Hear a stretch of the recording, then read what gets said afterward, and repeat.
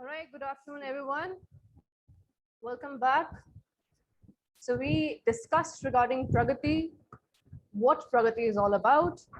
Welcome to the preparation of Pragati by Chandigarh University. We have already discussed regarding reading comprehension. We have discussed regarding fill in the blanks. Today, we'll be going ahead with another aspect of the exam, Pragati exam, which is grammar. Now, very important part as far as your exam is concerned. When we talk about grammar, what is grammar? It is basically really vast. Now, grammar, it is dependent upon morphology. As it says, what is morphology? Structure, forms of word. But not just morphologies. It is also dependent upon syntax. Syntax, arrangement of those words in sentences. That is grammar for you. Now, most of the students, they have issues in going ahead with grammar. So how do we go ahead with the same? What is the kind of tip or trick or tips and tricks that we need to know? We would be covering those up today. But before all that, let's go ahead for a tour of Chandigarh University.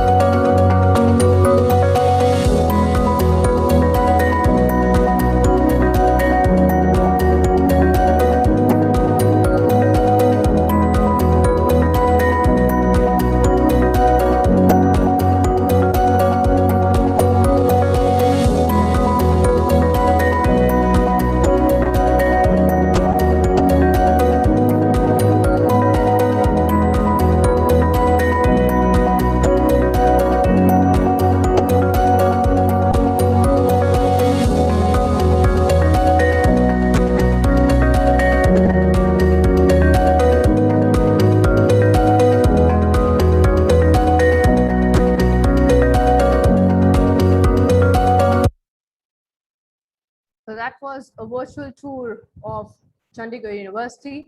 Let's go ahead with our topic, grammar. Like we said, tips and tricks, very, very important when we talk about grammar. First thing and foremost thing that all of us need to know, subject, verb, and object. Without it, generally the sentence is not correct or complete. So very important, every sentence should have subject, verb, object. And when we talk about subject, verb, object, we also need to understand that the subject and verb, they should agree with each other, which is also called subject verb agreement. Now, some of the students, what they do is they write in a singular subject, but with that, they write a plural verb. Please understand. For example, a subject is singular, he. The verb will have s/es and it will be a singular verb. So he plays. Whereas when we talk about plural, plural is they play. What is a verb? An action. Subject plus verb. He plays, they play. So subject and verb agreement is very important. Very important tip for grammar. When we talk about two singular subjects, when they're connected with or, we use singular verb. Ram or Sham, John or Nathan. When we have or in between, we'll be using a singular verb. Whereas when we have and in between, John and Nathan, we'll be going for are, which is plural. So please understand this trick. It's very important for all of you to know about the same. Now let's link ideas with conjunction. So any idea, we need to link it with a conjunction. We've already done conjunctions in our schools as well. A and. Now we are going to a very important tip and trick because most of the students, they actually falter at this. So when we have a and, this is non-definite. I want a book. Which book are we talking about? We have no idea. It can be any book altogether. But when we have the, it's a definite article. I want the book. Which book? Maybe red cover. So I'm talking about a definite book, right? So a and in the difference we need to understand. Then we have much, a lot, a little. We use these when we have uncountable nouns. We use these when we have for uncountable nouns. Whereas many and few are used for countable nouns. I have few friends. So countable nouns. Now use simple present for habitual actions. So that's your habit, right? The sun rises in the sky. It's a reality as well, right? Present progressive for the current action. These tips and tricks, all of us need to know before we progress for grammar further. Now, we'll be going ahead with tenses. So this is for your overview. What are tenses? Some of the students, they have difficulty in understanding or rather differentiating between simple, continuous, perfect and perfect continuous tense. So herein, for your better understanding, what I've done is I have taken into consideration two words, he and watch. These are two words. Now look at the tenses. Present, happening today. Past, something which has already happened. Future, which can come, which is going to come, right? So simple. He watches. If I talk about present simple. Same thing I go for past. He watched. Future, he will watch. So this is pretty simple. When we go on to continuous, something which is happening, which is continuing. So therein we'll use verb plus ing. If we talk about present continuous, he is watching. We talk about past, he was watching. We talk about future, will plus be plus verb plus ing. So he will be watching. Future. Let's go to the perfect tense. Perfect, he has or have what. So when we take into consideration perfect tense, we use have slash has depending upon the subject, verb plus ed. So he has or have watched. Then we talk about past perfect. Past perfect, he had watched. We talk about future, he plus will plus have plus verb plus ed. He will have watched. So understand how we use the different words in the different sentences in the tenses. Let's move on to perfect continuous. Perfect continuous, we'll use subject plus have slash has plus been plus verb plus ing. When we talk about present perfect continuous, he has been watching. They have been watching. Let's go to the past perfect continuous. Because we have a singular subject here, he had been watching. Past, had been watching. When I go to the future, will have been verb plus ing. He will have been watching. So that's why I hope all of you understood the same. That's why I took into consideration just two words, so that these two words can be converted into different sentences based on the tenses. Any questions, please write down in the chat box. I hope you've understood, all of you understood regarding this. Let's move on to the questions now. Now, I'll be putting in front of you the questions. I'll be reading that question out to you. You will be given 30 seconds to write down the correct option according to you in the chat box. Then we'll go ahead and explain the solution. So let's go ahead with the first question of grammar. Dash water was in the jug, so a crow survived.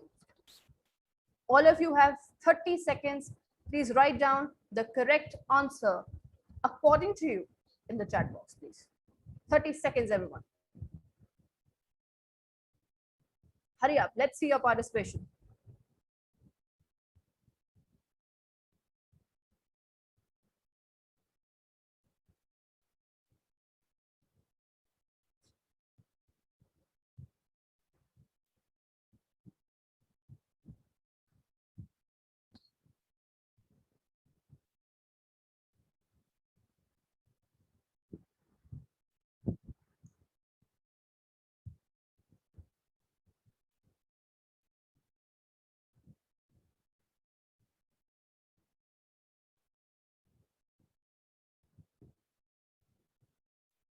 Hurry up.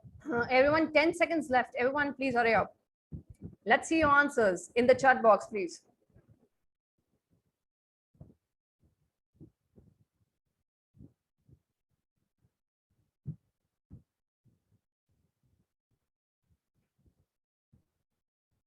So the answer to this is a little water was in the jug, so a crow survived. It is option A.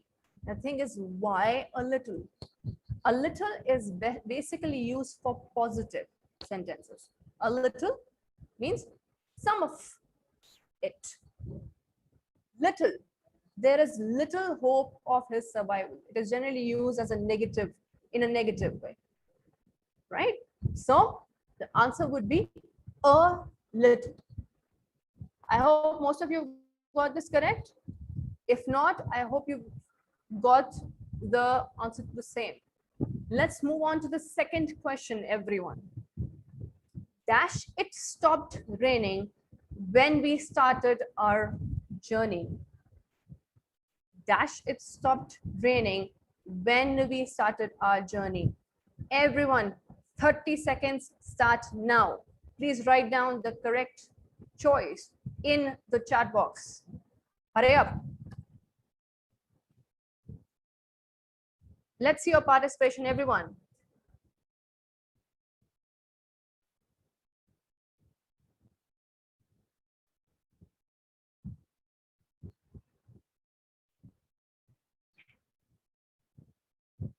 Fifteen seconds left, everyone. Please hurry up.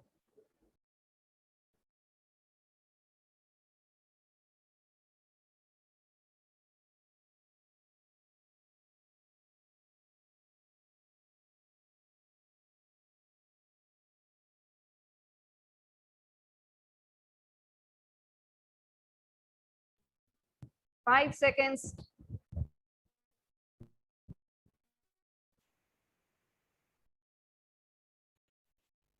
And there we go. This is be hardly had. Now, why is it hardly had? Hardly is used whenever there is when in the sentence. So it stopped raining when. So whenever when comes in the sentence, we will use hardly word. So hardly had it stopped raining when we started our journey. I hope all of you got this correct. Let's move on to the next one. The third one. Now, students get confused in this as well. So let's see your answer. Do you know the dash of your religion? 30 seconds start now.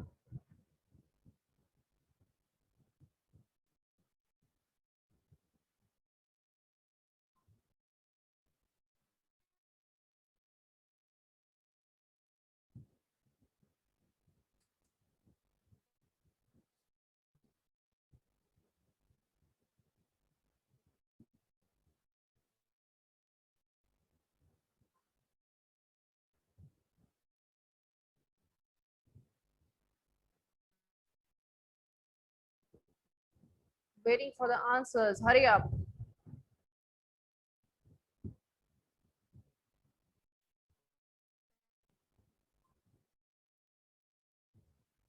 All right. So the answer to this is D. Principle. PLE, which means laws or rules. Some of the students, they take option B here. B is basically head of school, whereas D, PLE, is related to laws, rules.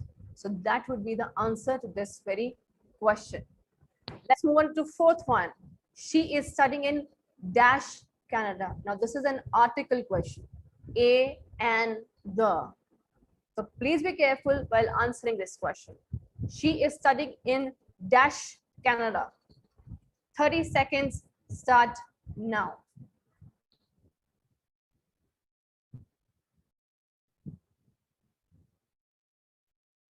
Answers to this, please. Question number 4. Would it be A? Would it be the? Would it be an? Or would it be none of the above?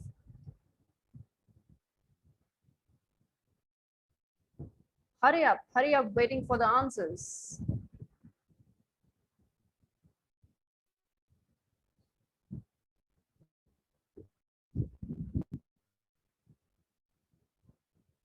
Just 5 seconds left. Hurry up. Let's see how many of us get the correct answers to this.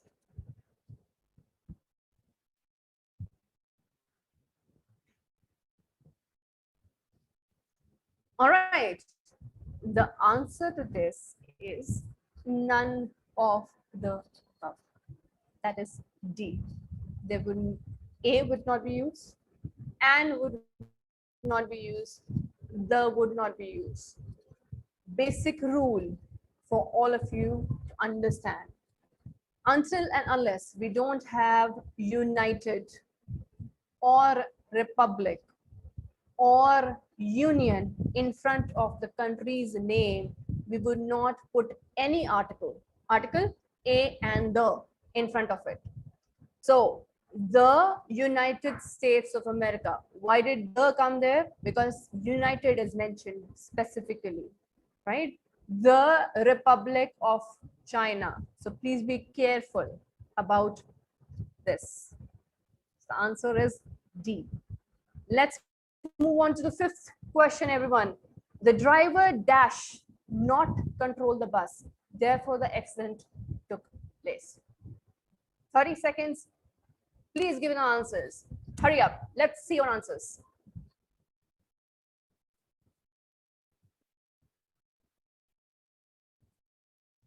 The driver dash not control the bus.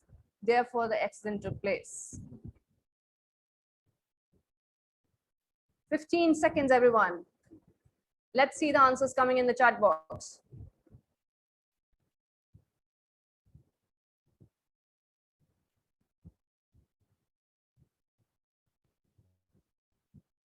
Hurry up, hurry up. Let's see the answer coming in. 5 seconds.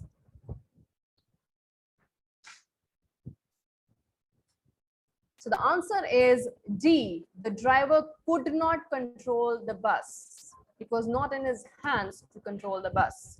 Had would not be feasible. That means he did not. Would not, he would not try to control it. Can, he didn't have the ability to do it.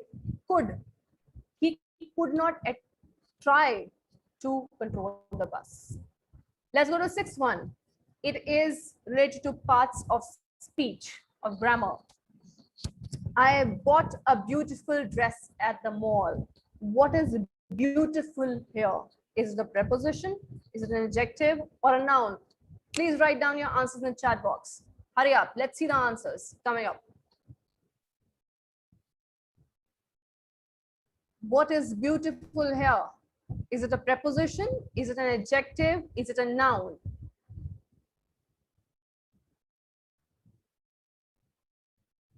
Let's see the answers coming up. Waiting for your answers, guys.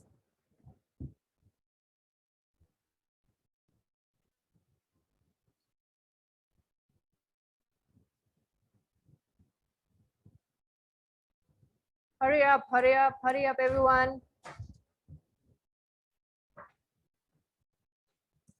So the answer to this is B, adjective. It is the quality of that dress, defines what that dress is all about. That is what adjective does. Preposition is associated with the direction, the place. Noun, of course, the name, place, thing associated with that. So the answer is B. I hope all of you got that correct. Let's go on to the 7th question, which is also associated with parts of speech. What did he ask you to do? What is he here, everyone? Is it a conjunction? Is it a preposition or a pronoun? Hurry up. Let's see your answers in the chat box.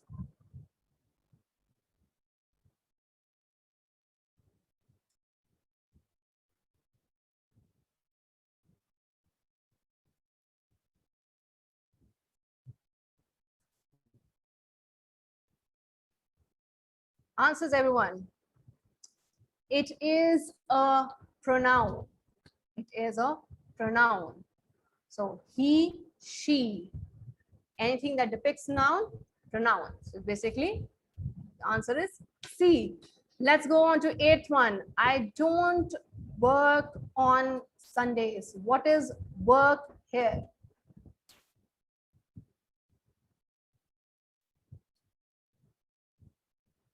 Is it a verb, an action, adjective, as I've already shared with you, a quality, or is it an adverb? What do you think it is? Work on Sundays. Hurry up. Answers, answers.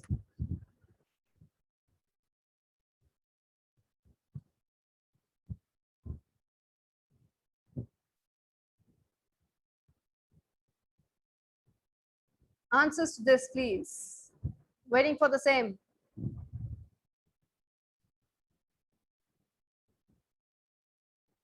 It is a verb which depicts an action. So work is an action which is depicted.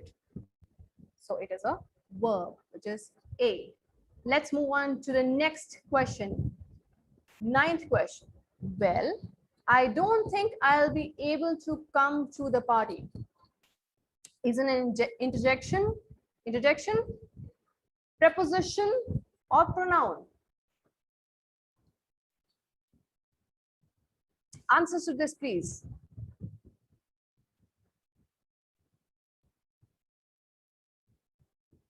Waiting for the answers. Hurry up.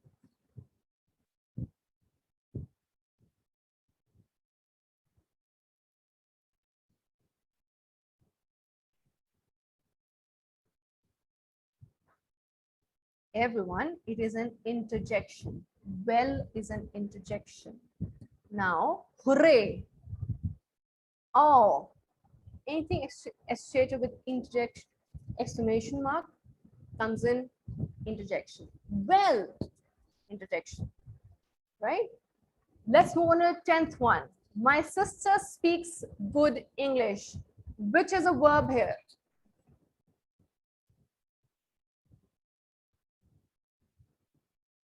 Action. Verb is associated with action. What according to you is verb here? Come on, let's see some answers coming up. Is it brother? Is it good? Is it speaks? Is it none of the above? Which one is in action?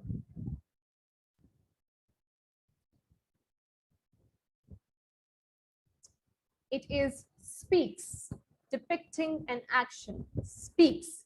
I hope all of you have got this right, everyone. Speaks. Let's move on to the next one. I would like to dash play the piano. I would like to dash play the piano. Can, could, be able to. Answer to this. Hurry up, hurry up.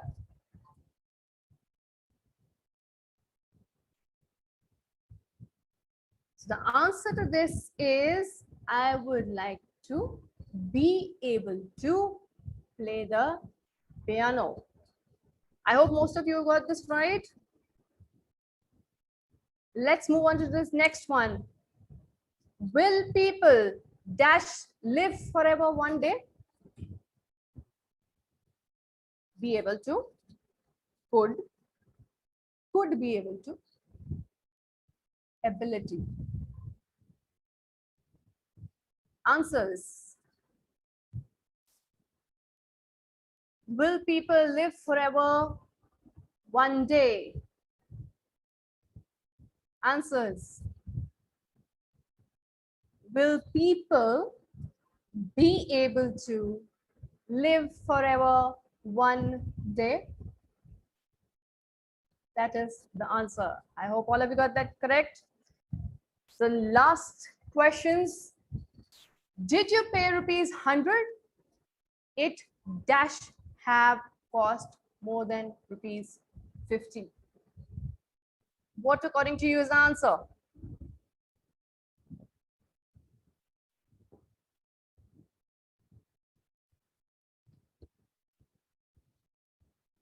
Come on, hurry up.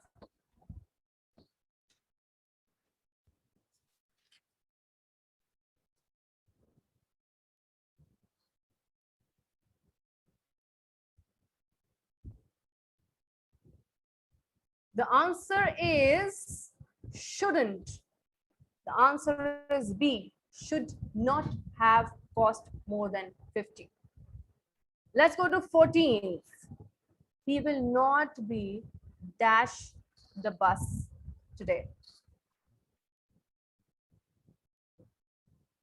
Hurry up, answers, answers.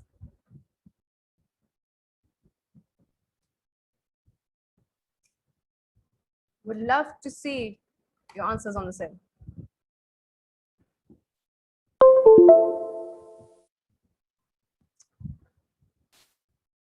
Waiting for the answers.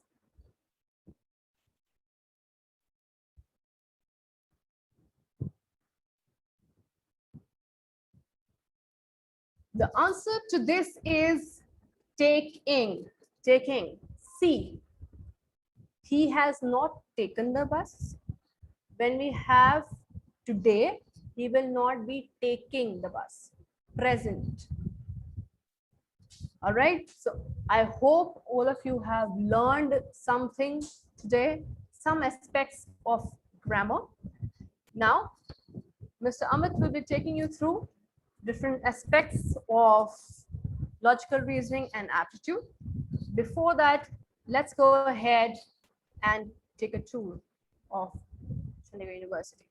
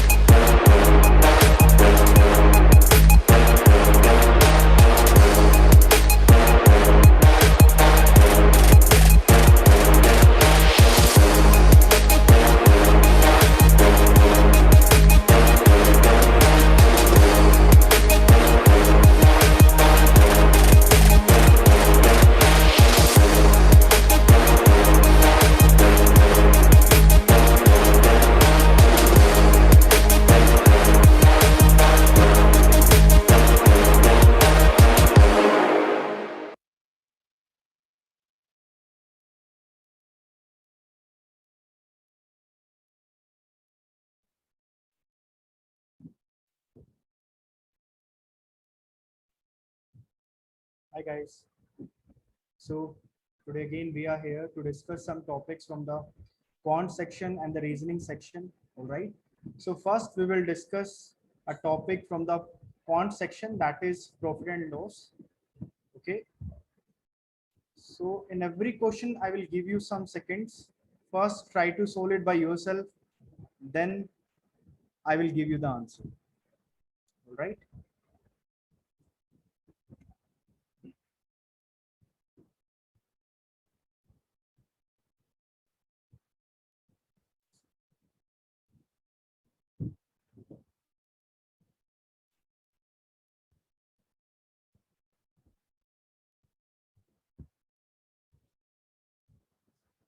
All right.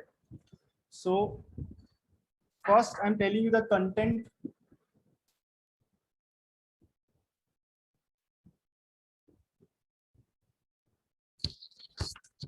So the content from the topic profit and loss that we have to discuss today is in front of you. Today we have to discuss, these are the subtopics. Number one, we have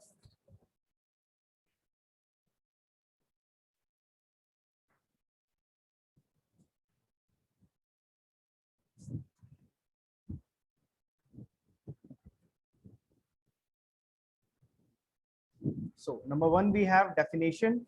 First, we will discuss the definition. After that, we will discuss the discount based concept. And third, we will take a relation between these, the three terms, CP, SP, and MP. And after that, we will discuss the successive discount. And the fifth one is dishonest seller man.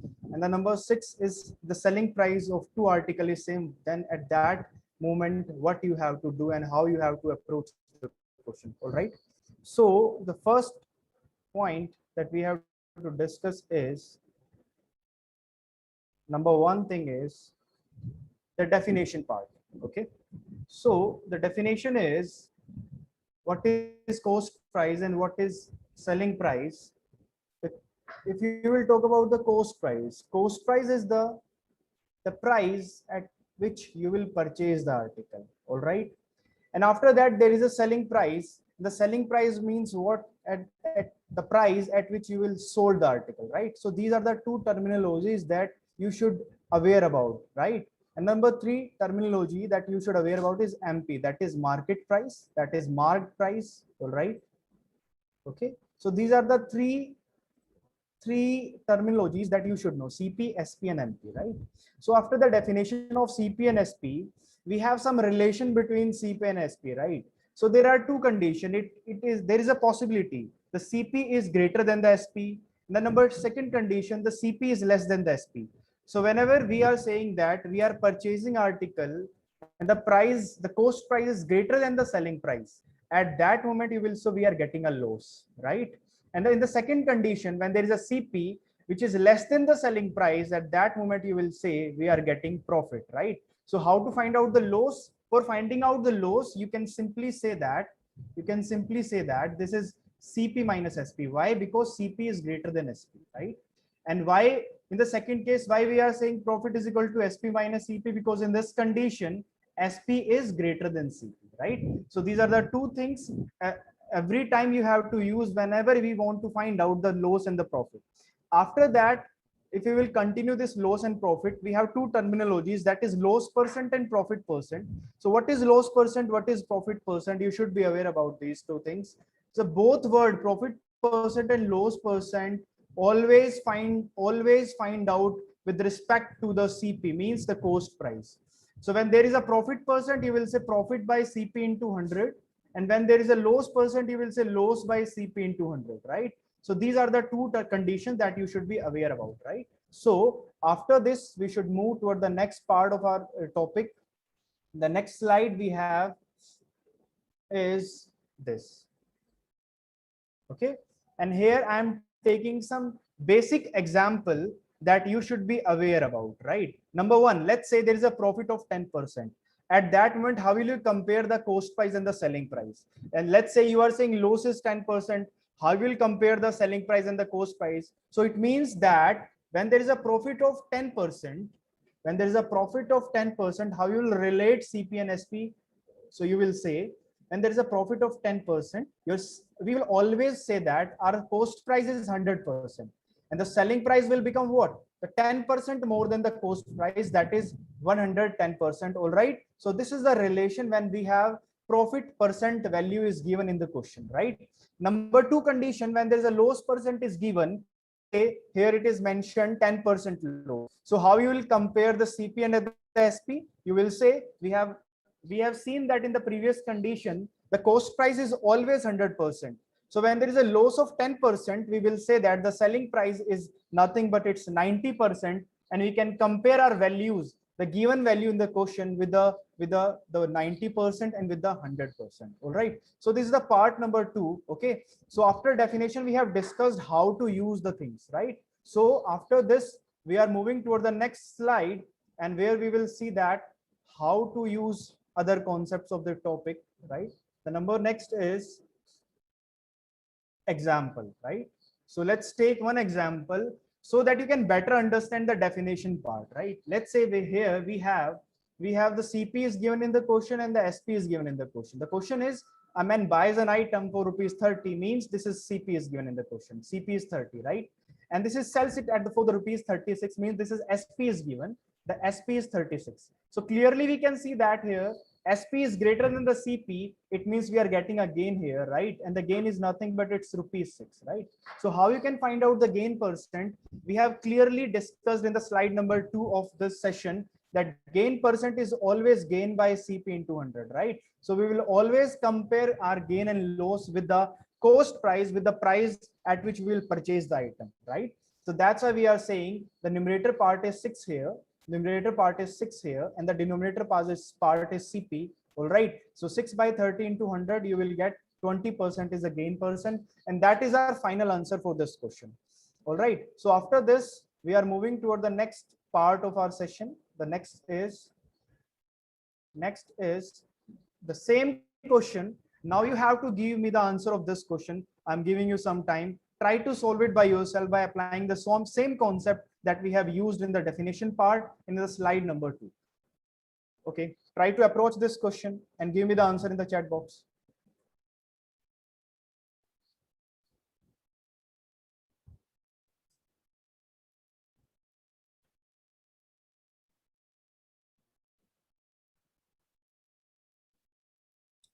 And I will suggest you, if there is this type of question in front of you, always do one thing. Never assume X and all things, right? Always start with the 100, right? So you can simply say that we do not have the CPs here. Let's say there are some person here. Let's say there is A, there is B, right? There's A, there's B, there's C. Let's say A sells a good to B, means let's say A purchased this item at rupees 100, right? And A sells a good to B at a profit of 20%, means A is getting a profit of 20%.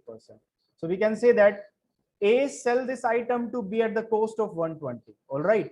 Now, again, what is mentioned in the question, B sells it to C at a profit of 25%. If the profit is 25%, profit percent is 25%. So you will simply say B sell this item to C at the cost of 120 multiply 125 by 100. All right. So like this, we are saying here, if you will look here, what we are doing, we are going from here to here, 100 multiply 120 by 100, right? In the same way, we are doing the what we are doing, we are increasing this value 120 multiply with the 125% of original value, right? So if you will solve it, you will get 525 by 125, 25 400, and you will solve it 4 3 12 0, you will get 150, right?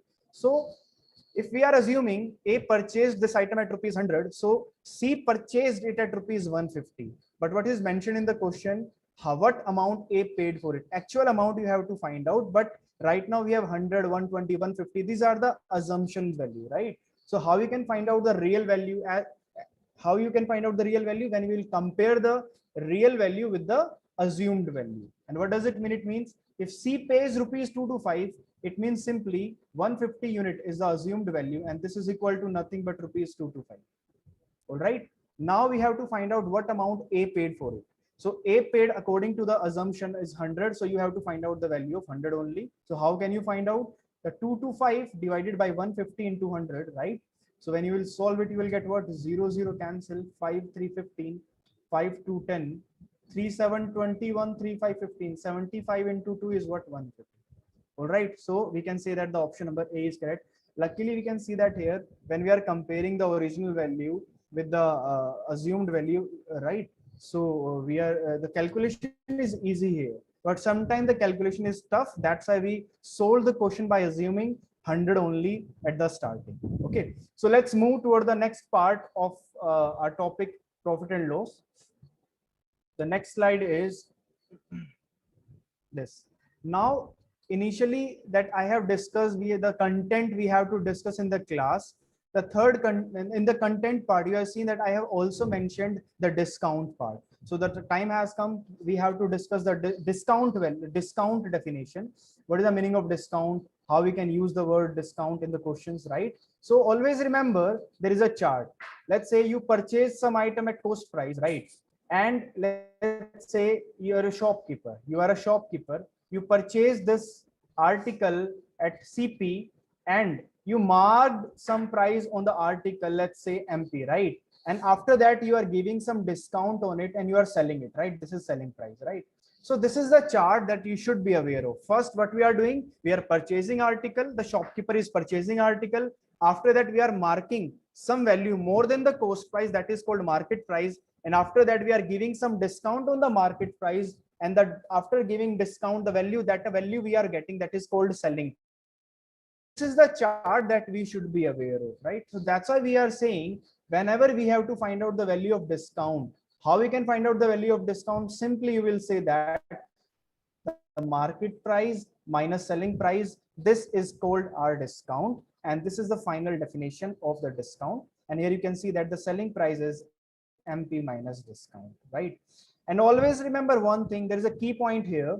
Discount is deducted from mark price only, right? You cannot deduct discount from the cost price. You will always give discount on the market price, not on the cost price value, right? So that's why this is mentioned here. Discount is always calculated on MP, right? In the end, we have discussed the loss percent. We have discussed profit percent. There is a third terminology we have, that is discount percent. And discount percent, as we have seen that loss percent, profit percent, both we have to compare with the cost price. But discount percent we have to compare always with the market price, right? So that's why we have discount by MP into 100, and this is called a discount percent. All right. Now, before beginning the next slide, let's take a tour of the campus. All right. So I'm sharing a video with all of you.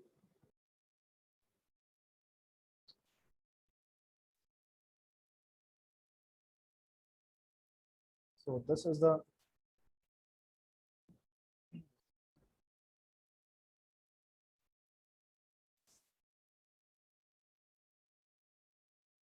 all right.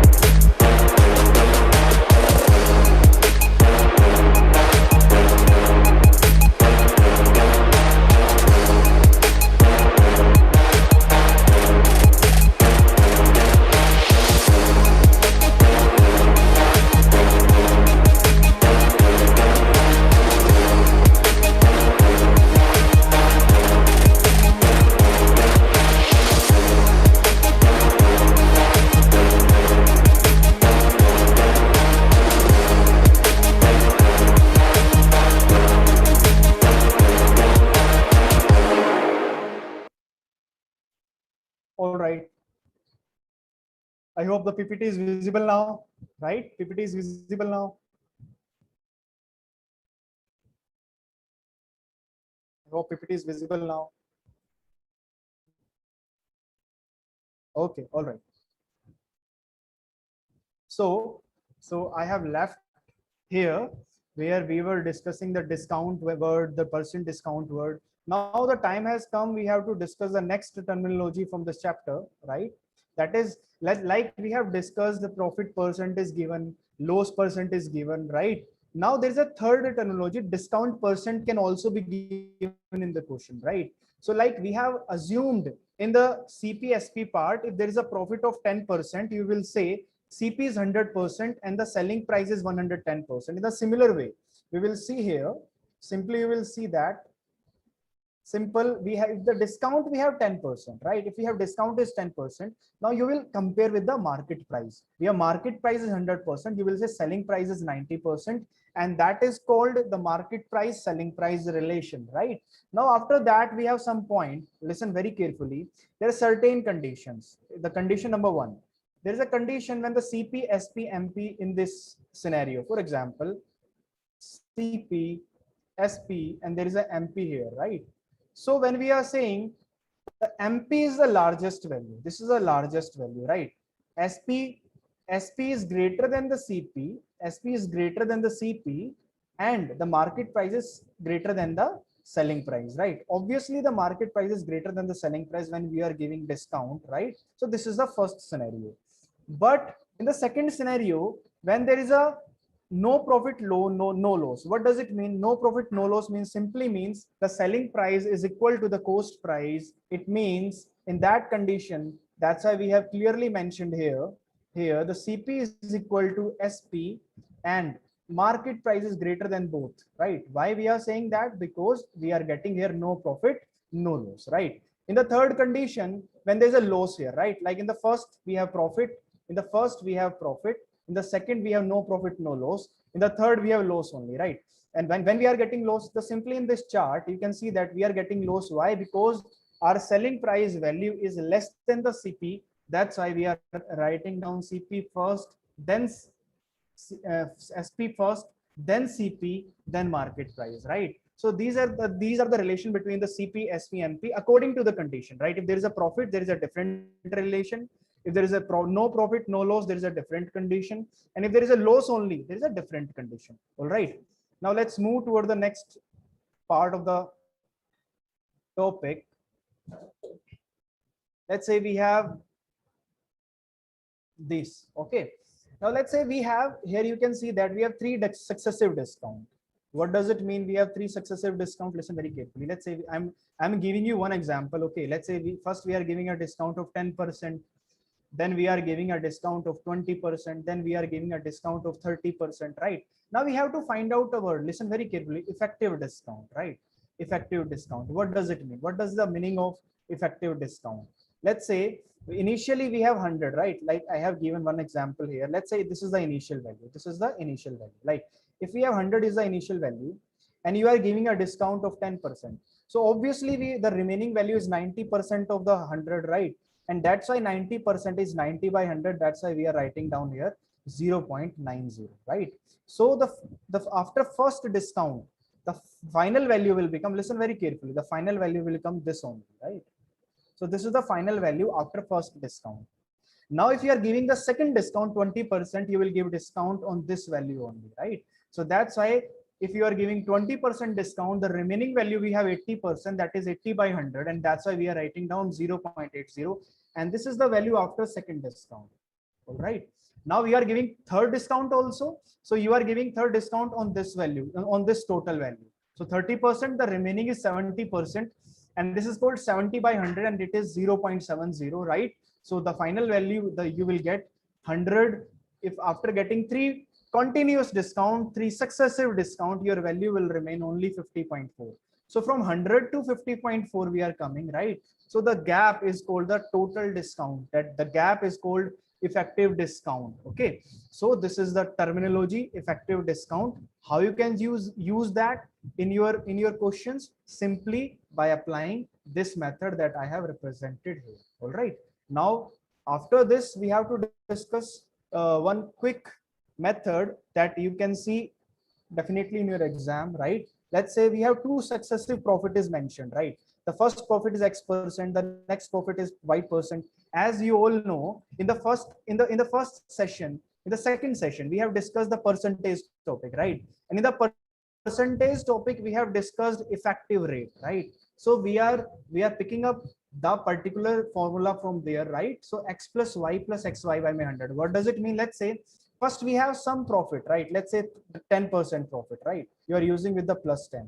After that, you are getting again 20% profit. You will say it's 20%, right? Now, after that, you will say plus 10 multiply 20 by 100, right? So 0 cancel, 10 and 20, 30, and 2, that is 32. So you will simply say after, if you are successively, you are getting two profit. First is 10%, the second is 20%. So overall, the profit you will get on your original value is nothing but 32%. And that is a formula you can use to solve your particular question when there's this type of condition is given in the question. All right. Now, after that, we have a few more concepts that you all should aware, right? The next point is this, right? The same we have discussed in the previous slide, right? This is the same concept. Okay, so we are moving toward the next part. Okay, let's say we have not profit successive, not we have profit. Let's say we have first profit, we are getting then loss, right? So whenever we are getting a loss, you will put value with the minus sign, and when we are getting the profit, you are put value with the plus sign. That's why here it is, you can see that this is mentioned, right? So you can see that that's why it is mentioned here is minus here with the y minus. That's why this minus plus minus minus, right? That's why it is minus here. So this is the final result. Okay, so we can use that simply, right? Now let's move toward the next part of the class. Okay, so let's use the successive result in a particular question so that you get the idea how to use the concept, right? So look at the question carefully. Now read the question. Now Paresh purchased an iPod of rupees 7,500. All right. Now sold it at a gain of 24%. Right. Now what happened? Listen very carefully. From that amount he purchased another iPod and sold it at a loss of 20%. So you can see that successively you are getting a gain and successively you are getting a loss. That's why you can use, but you have to find out overall gain and loss, right? So obviously there is only one thing happen. It may be loss or it may be a gain. Okay. So first you have to predict it is a gain or a loss. Okay. So simply you can put the value in this formula and you can find out the result, right? So we have first profit. That's why you were applying first this formula, because in the previous slide we have seen that If the profit, you will use x plus y plus xy by 100. If there's a profit loss, you will use x minus y minus xy by 100, right? So that's why plus 24 minus 20, right? This is minus 24 into 20 by 100. So this is 4, right? You can simply solve it and you will get simply 0.8% loss. And that is your answer. You have to find out the overall gain or loss. Simply what you have to find out, the 0.8% of the cost price, and that will be your answer. Okay, so this is the answer, and your answer will be 60, and 60 will be your answer. All right, so this is the way you can use the formula, the successive change formula in your profit loss questions. Okay, so after this example, I'm giving you one question so that you can better understand the scenario. And the question is this. Okay, and I will suggest you first try to attempt this question by yourself. After that, I will tell you the answer of this question, and try to give answer of this question in the comment section. Tell me the answer in the comment section. Okay, give me the answer. Because the situation is still same. First we have gain, then we have a loss. You will simply put what? You will simply put the logic. You will simply say we have gain, that is 35 minus 20 minus 35 multiply 20 divided by 100, and you will simply say this is nothing but 15. All right, this is nothing but this is 15. Okay, so this will become 15 minus 0 cancel, 70 by 100, 70 by 10, that is 7, that is called 8%. So overall you can see that the final value we have plus sign, positive sign, and whenever we have positive sign, at that moment we are getting profit percent, and whenever we have minus sign in the final part, at that moment we are getting a loss. That's why in this question we have 8% profit, and simply you have to find out the 8% of 4,000, and this is answer we have 8432. 320 is the final answer we have, and the answer of this question is option number B. So option number B is the correct answer. So this is our answer. All right, so you all can see that simply the content I have shared in the first slide is we are using the same content in every question, in every example, and you have to be very clear whatever we are discussing right now. If any confusion, you can put your queries in the chat box, and in the end of the session, definitely I will try to take your queries. Okay, now after this we have one more type of concept. Okay, that is called false weight problems, right? So what happened in this type of concept? A shopkeeper purchased some article, let's say shopkeeper purchased some article, let's say 100 gram, right? But he cheated there, right? What type of cheating was happening, right? What type of cheating? That it is clearly mentioned here in the definition itself. If a trader professes to sell his good at cost price but uses false weight, what does it mean? It means simply if the trader purchased 100 gram item at rupees 100, right? But he is giving 80 gram, let's say 80 gram at the same price. It means he is getting some profit definitely. And that's why in this type of condition, you will simply use this formula, gain percent, that is equal to error divided by true value minus error into 100, and that is called final value gain percent. And you can simply directly use this concept in the questions, right? And I'm showing you how to use in the question, right? This is the question, right? And you can see that here a dishonest dealer uses a scale of 90 centimeter instead of a meter scale. And you can see that the dishonest dealer is not using 100-meter scale, he is using 90 centimeter scale, means he's giving a gap of 10 centimeter, right? And this is gain percent, right? So we can use the formula error divided by true value minus error into 100, and this is the final result we have. So numerator will be definitely the error part, that is 10 centimeter, and the denominator will be true value minus error, and true value is what we have, 100 minus 10, that is 90. So denominator will be 90 into 100, and when you will solve it, you will get 11 by 9%, and this is called our final answer, 11 by 9%. This is our profit percent. Okay, so simply we can directly use the formula error divided by true value minus error, and we can easily get the answer. Okay, Now, after moving toward the, let's move toward the next slide. It's one concept again. What type of concept? Okay, this is a totally a different concept, whatever we have discussed till now, right? Now, whenever we have this type of condition, listen very carefully. When there is a condition, we have, let's say we have we have this condition simply. Let's say this is the condition. What is the condition here?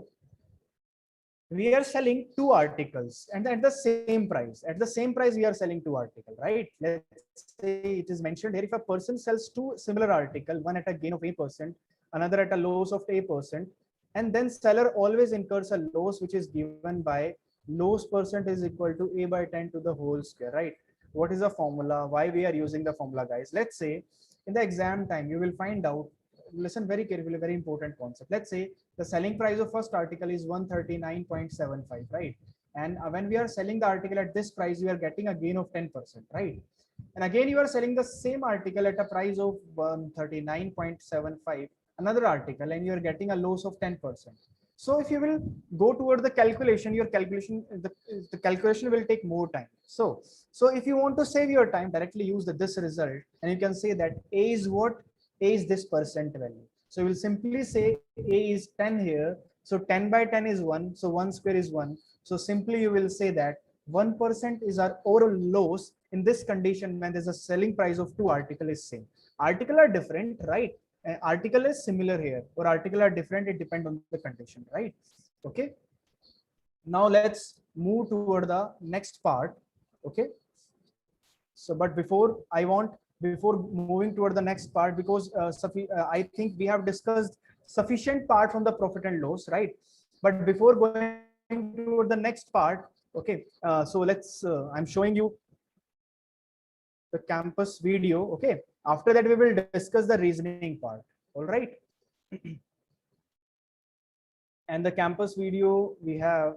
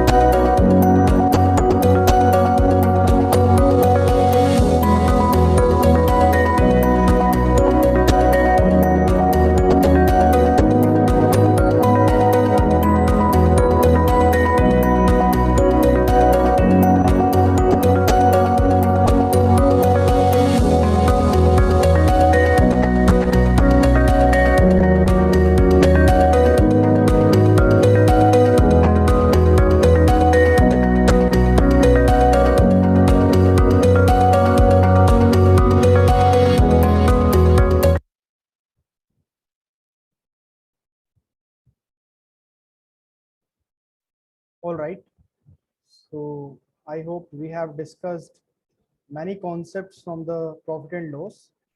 Now we have to discuss some concept from the reasoning section, and the topic that I have chosen for the reasoning part is direction, right? So you have to some direction sense if you want to attempt question based on the direction, right? And for the content part, we have to discuss, first we will discuss the classification of direction, right? After that we will rotate some direction, right? And then the third we will use the concept of minimum distance, right? And in the last we will discuss the concept of shadow, right? So these are the four topics, subtopics that we have to discuss in the chapter direction, right? So let's move toward the next slide so that we can learn about some concept of classification of direction. Okay, so this is the classification of direction. What does it mean? What is the meaning of this classification of direction? So we have so this is the diagram, right? So we all can see that this is the east, right? And this is the west.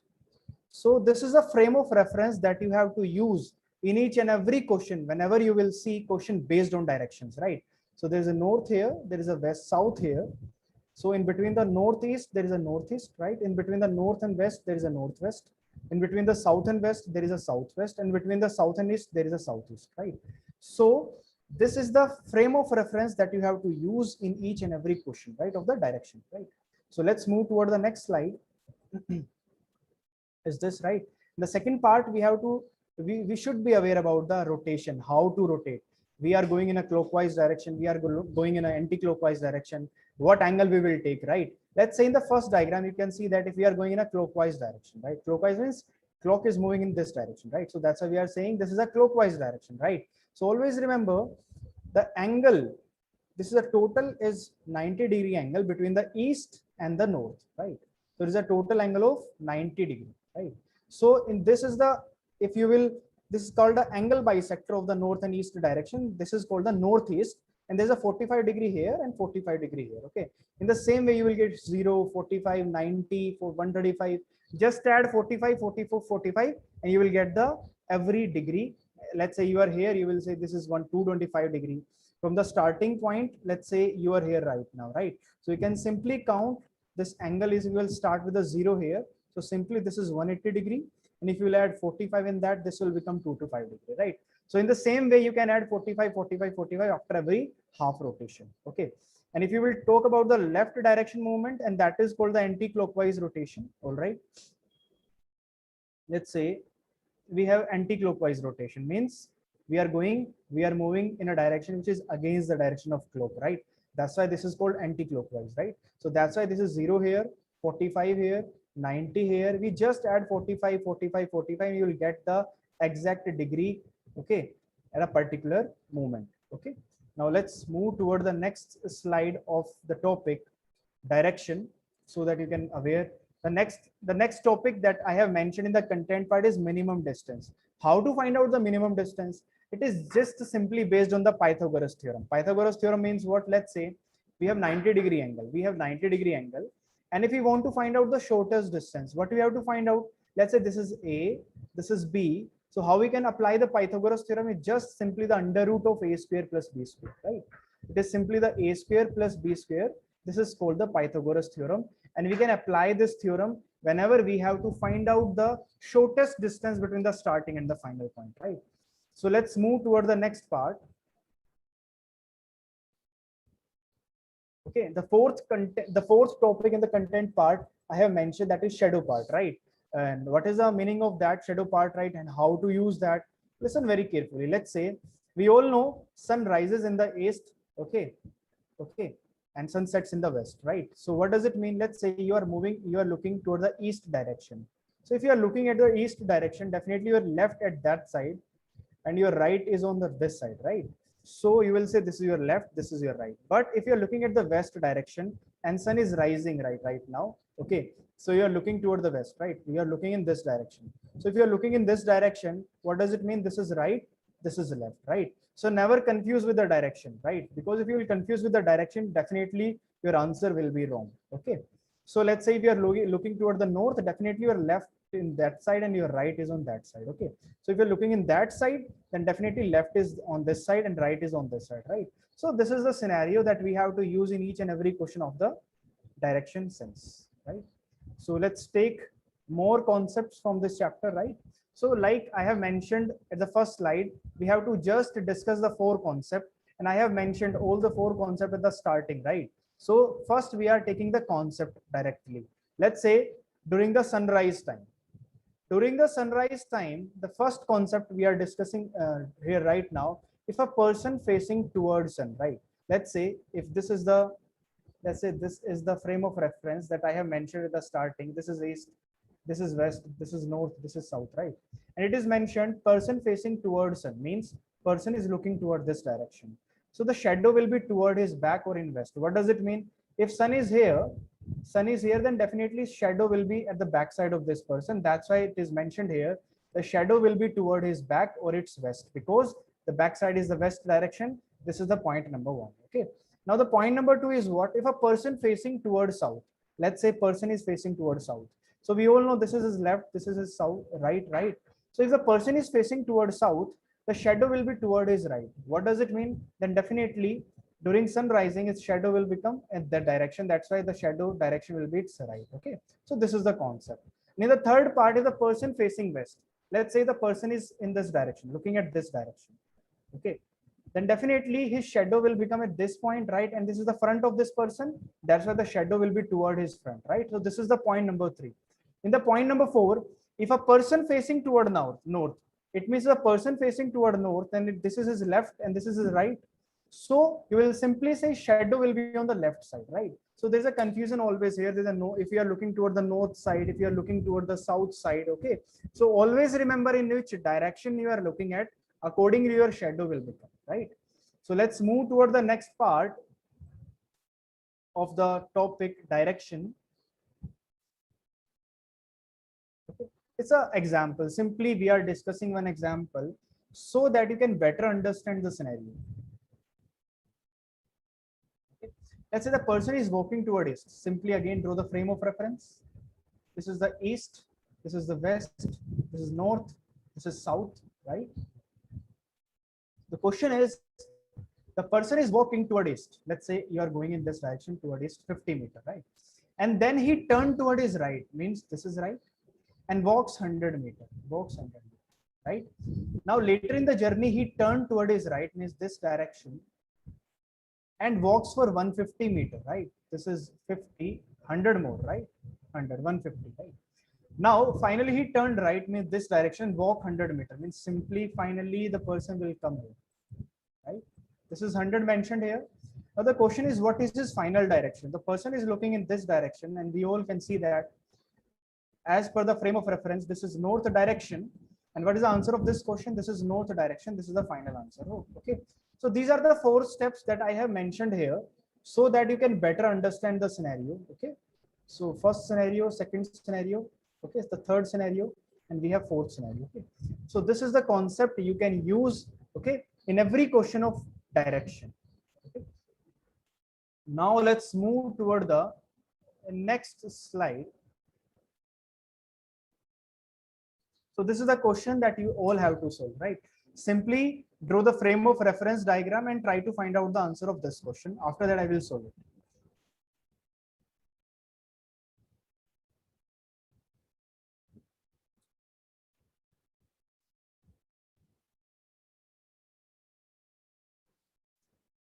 Try to find out the answer for this question, because the question is based on the simple frame of reference that I have mentioned in the first slide.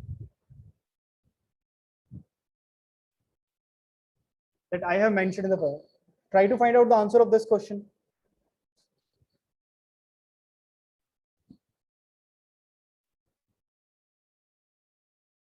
Okay, just draw the frame of reference diagram. This is the frame of reference diagram we have.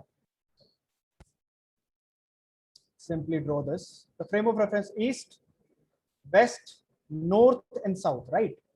So now we know how to use the concept of frame of reference, right? So The man walked 5 kilometers towards south. So first we are moving here 5 and then turn to the right. So we can see that if you are moving here, your right is on that side, right? And after walking 3 kilometers, he turned to the left. Means this is the right, left, right, and walks for 5 meters, right? Now the let's say person is here. Now the question is now in which direction is he from the starting place? Now if it is the person is here, the starting point is here, so simply you can see that this is the direction and this is nothing but southwest. So the option number D is the correct answer. Okay, so simply you can see that with the help of frame of reference, we can solve each and every question, right?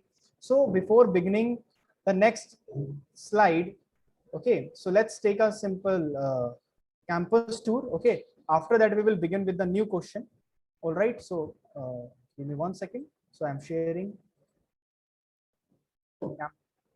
a screen, and this is the video we have.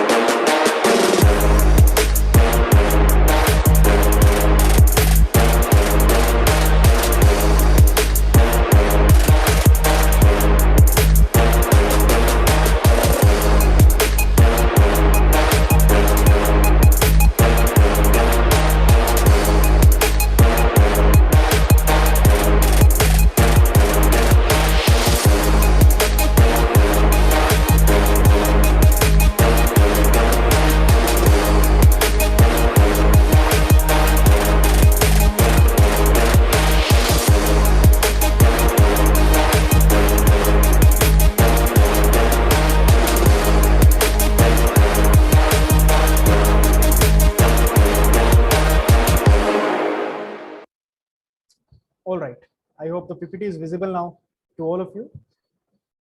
So after the campus tour, again, we are starting with the same slide at which I have left you all, right?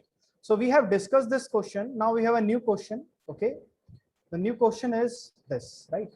Now the very simple rotation based question, right? In the content part, I have clearly mentioned we have to discuss rotation based question, right? So that's why I have mentioned here this question. So read the question first. The question is a man is facing toward west, right? So again, we will simply use the frame of reference diagram. After that, we will approach the question, right? Let's say simply east, west, north and south, right? Now, a man is facing toward west, right? Let's say the man is facing toward west and turns through 45-degree clockwise. So we all know this is the clockwise direction. So that's why this is mentioned here. The person turned 45-degree in this direction, right?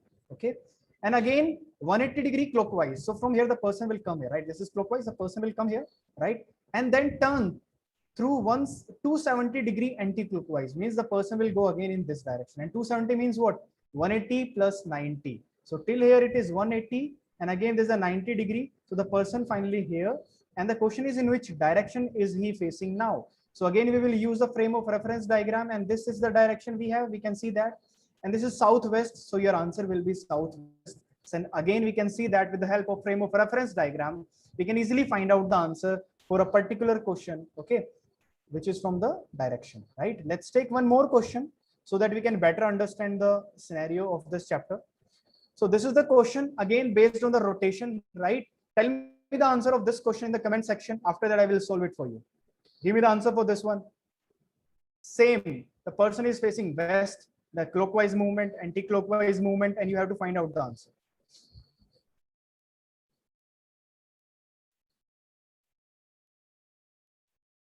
I will suggest you draw this diagram first, okay, so that you can get the answer easily.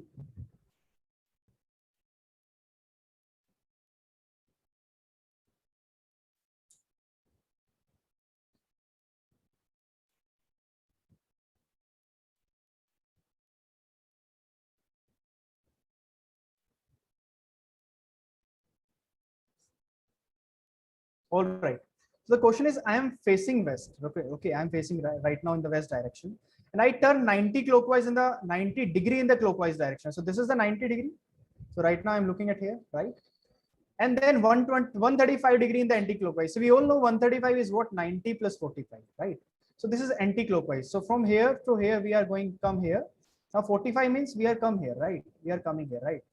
So this is the direction. This is the direction, right? This is the, because this is 90 degree and this is the 45 degree. This is 135 degree. This is the direction, and this direction is called southwest. That's why our answer will be what? Our answer will be southwest.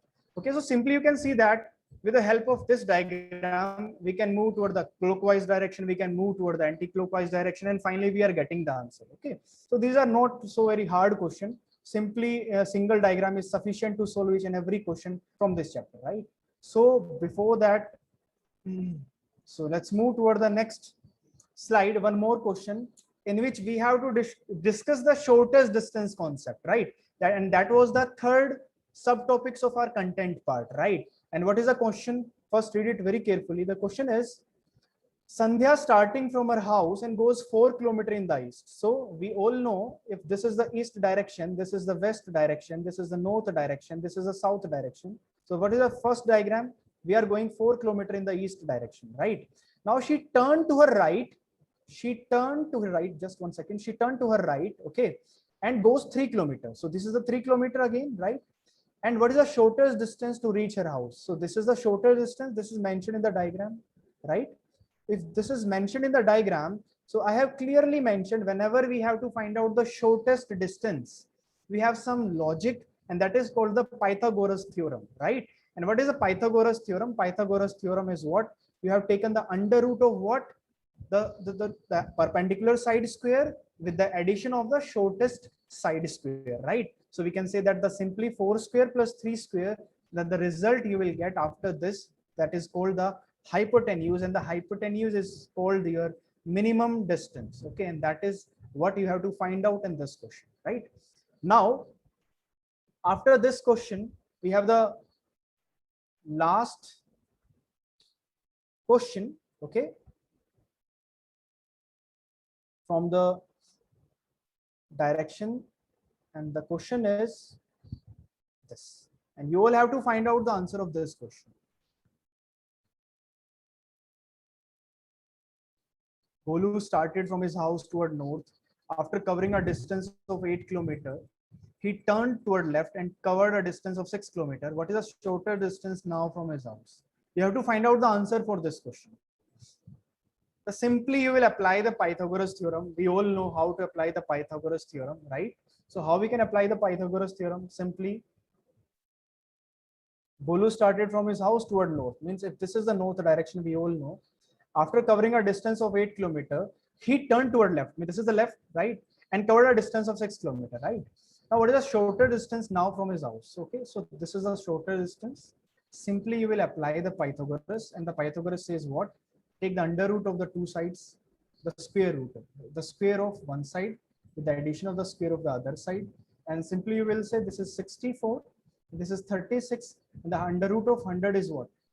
Under root of 100 we will get is 10. Okay, so the answer, final answer we have is what? A option, that is this. Okay, so today guys, we have discussed the two topic, one from the quant, that is profit and loss, and one from the reasoning section, that is direction sense, right? So tomorrow we have to again discuss three topic, one from the English part and the remaining two, one from the quant and one from the reasoning. Okay, so the topic we have to discuss from the quant section tomorrow, the topic is ratio, proportion and average, right? And from the reasoning section we have to discuss is sequence and series, right? And in the English we will discuss tomorrow the paragraph competition and inference, right? I hope you all will join again tomorrow and you will learn something new, right? Okay, but before leaving the session, I am sharing the campus video so that in the end you can visit the campus again, right? So I have shared a video.